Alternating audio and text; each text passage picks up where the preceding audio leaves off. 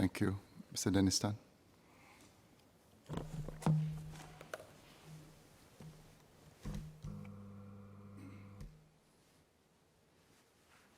Thank you, Mr. Speaker.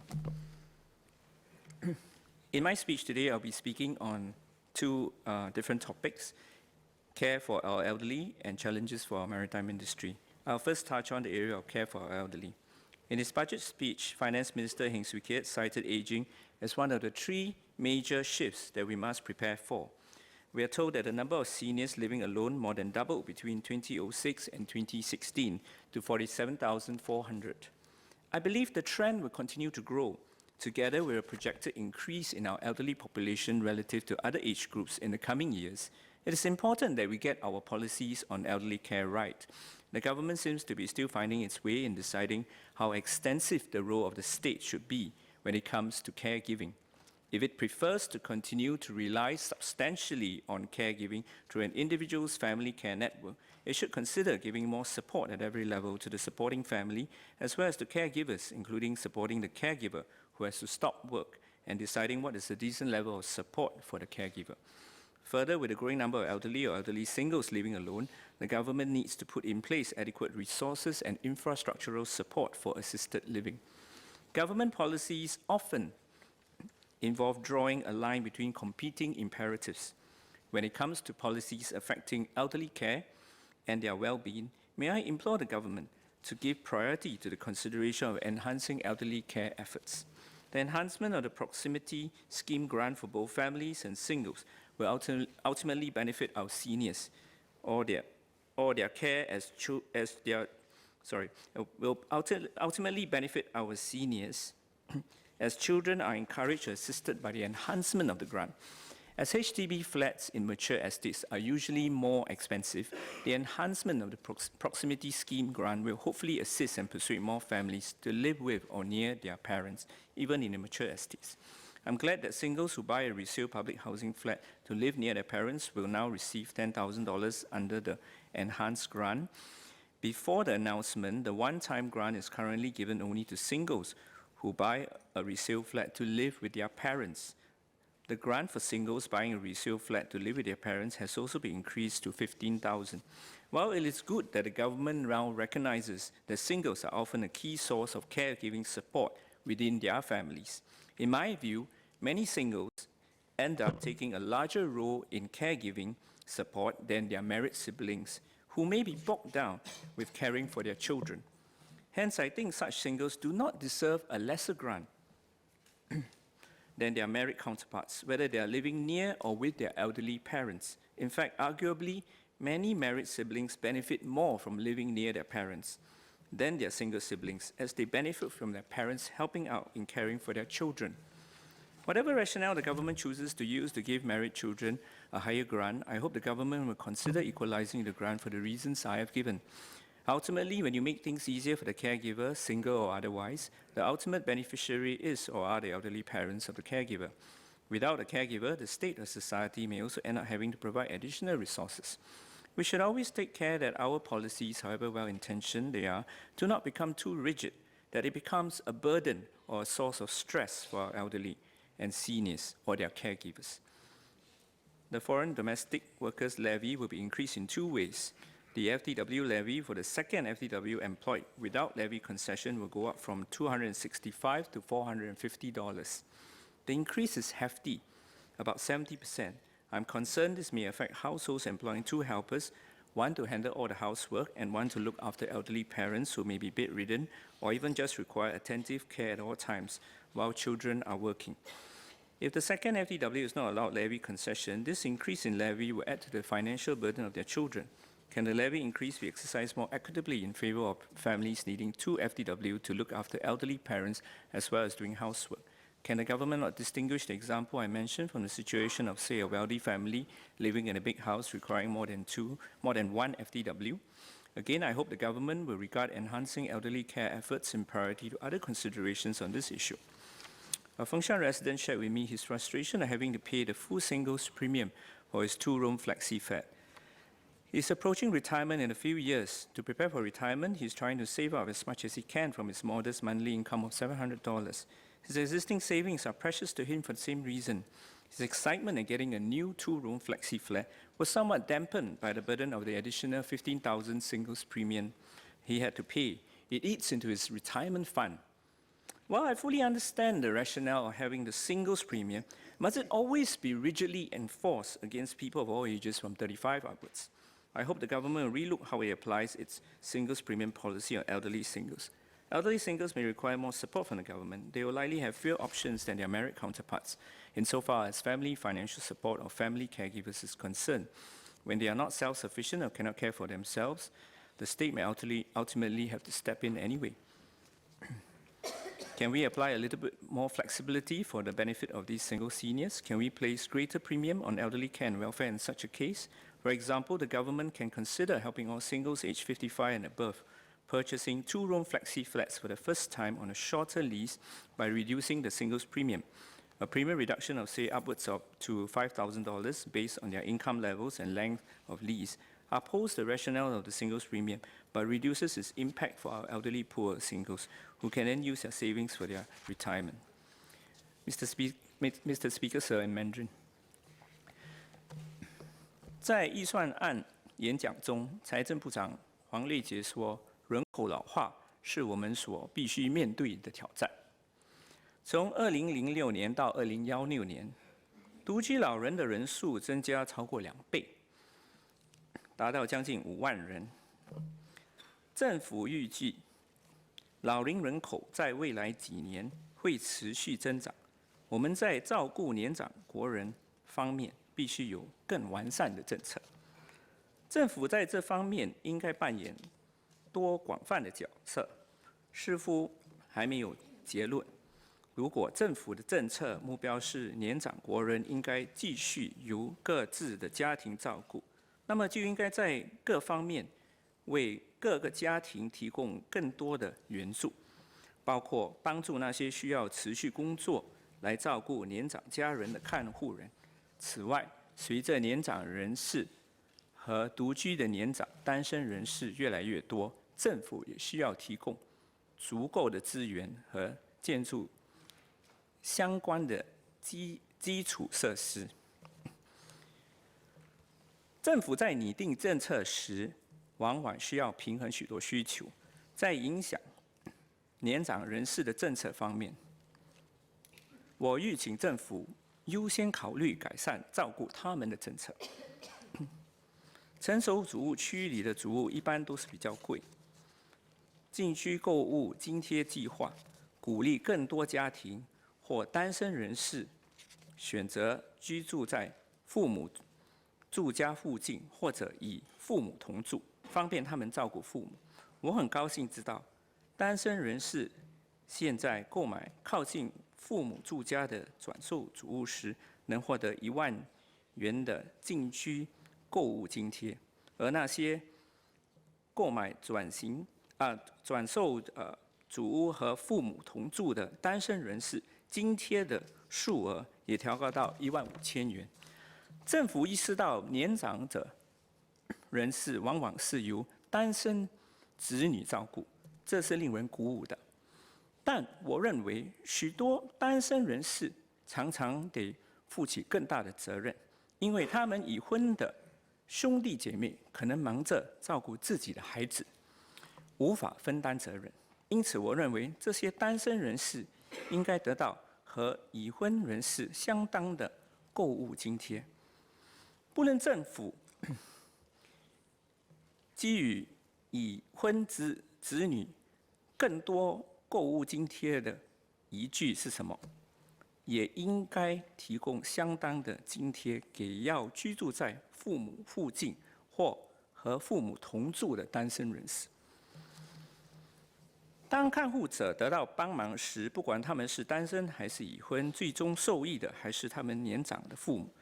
如果他们无法有能力照顾父母，政府和福利机构最终还是可能得到提供额外的资助。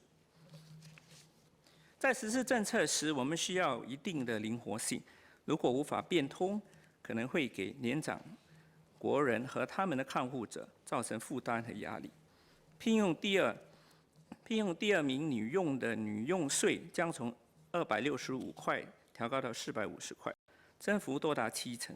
我担心这会影响那些聘用2名女佣的家庭，在这些家庭中，可能是有1名女佣负责家务，另1名负责照顾卧病在床或需要全天候看护的年长人士。如果聘用第2名女佣无法获得津贴，这些家庭的经济负担将会增加。政府在征收女佣费的时候，是否能基于有需要女佣看护老年人的家庭更合理的考量？一名凤山区的居民告诉我，他在购买政府两房式灵活组屋时，必须支出15000元的单身人士购物附加费。他每个月的收入只有700元，只好尽可能存钱，因为再过几年他就要退休了。对他来说，这笔附加费是一笔非常大的负担。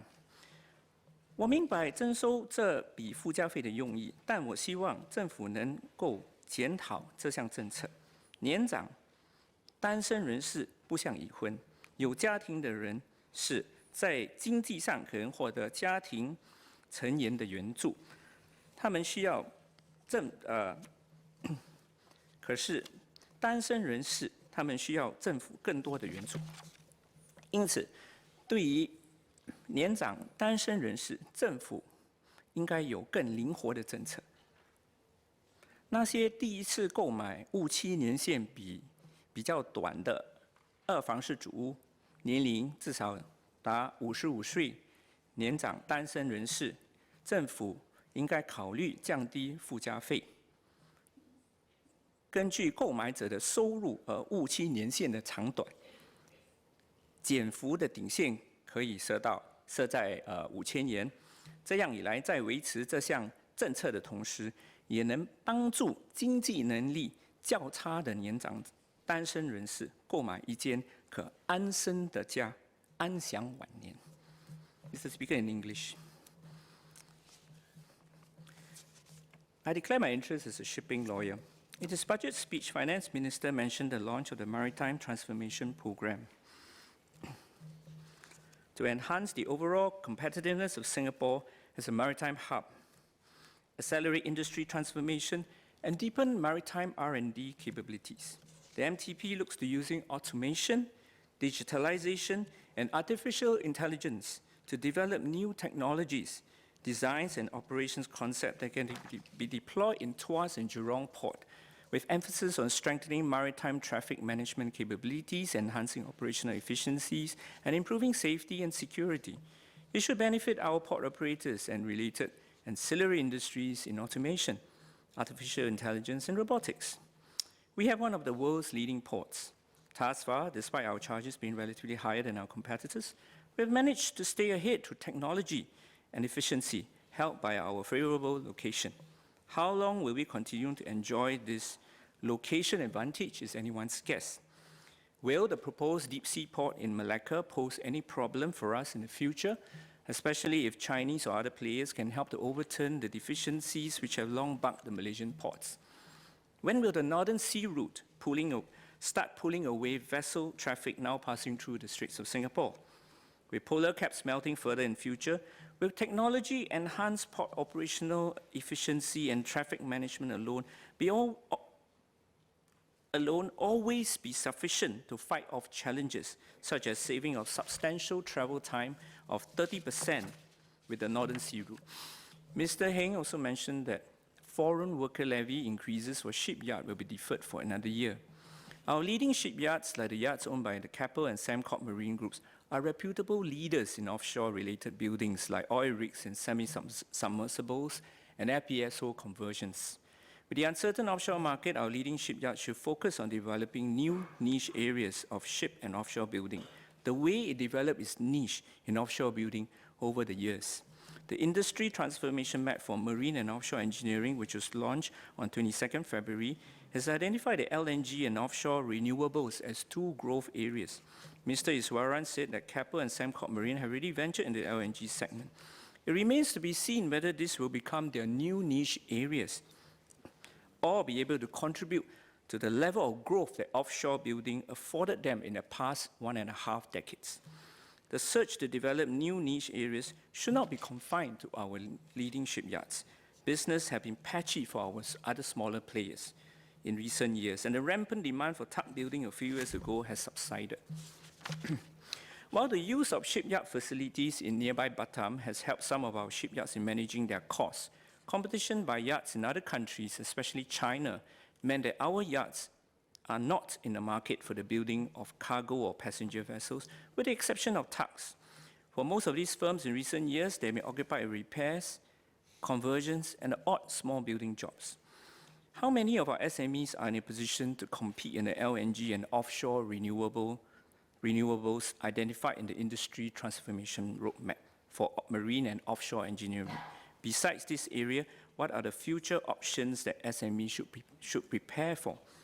Our maritime business community consists of many more SMEs up and down the value chain, beyond ship and offshore building and port management. I agree with the current push for innovation, building on autonomous system, robotics, artificial intelligence, and data analytics, as well as for digitalization under the current Sea Transport Industry Transformation Map.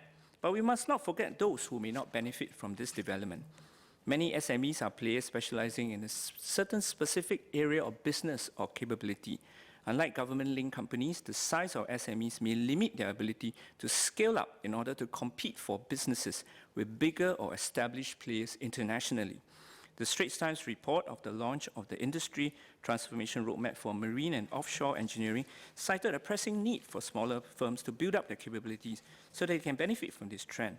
Perhaps for some SMEs or specialists, it is not merely about building up alone, but needing to work together with other players, providing different expertise to take on bigger projects. I'd like to suggest government can help to put different SMEs in our maritime business community together in an appropriate platform to jointly develop products, and two, with a view to pitching for bigger projects internationally at a consortium level. Our local banks can help with the financial support, and the government can consider provide initial funding and support for setting up. This is different from efforts aiming to help SMEs directly as individual businesses. SMEs of different specializations can be integrated to work together, develop products, and pitch for bigger businesses and contracts internationally as a consortium, tapping on each other's expertise and sharing the economies of scale. Such a program can include both existing SMEs from the maritime industry as well as who are currently outside the sector. A firm from outside the industry may well bring with them different ideas or different way of handling comparable projects. Technology Center for Offshore and Marine Singapore can definitely play a role in providing appropriate support for SMEs. There's been much talk about Belt and Road and potential benefits. How can our shipping and logistic and offshore businesses make use of our relative strengths and resources to work hand in hand with our ASEAN neighbors in the Belt and Road initiatives around Southeast Asia and beyond? The government can use its position as ASEAN chair to help create opportunities for better cooperation with ASEAN companies. The government can lead the study into the likely opportunities for our involvement in Belt and Road projects in the region and consider how our businesses can jointly market ourselves to complement or value add to ASEAN companies to take on Belt and Road projects. Mr. Speaker, in closing, we need to encourage SMEs to think beyond traditional categories of maritime businesses, to come up with products and services that straddle across or even going beyond traditional categorizations. My colleague, Leon Pereira, spoke of the disruptive economy. We also cannot underestimate how the disruptive economy can affect what we do in the maritime and offshore sectors and bring changes. It may not be sufficient fighting today's battle to stay ahead in the current competition by merely being more efficient, by merely being cheaper, faster, and better. Will we be able to ride the wave and think out of the box to create new relationships, new opportunities, new products, new niche areas, and new ways of doing business?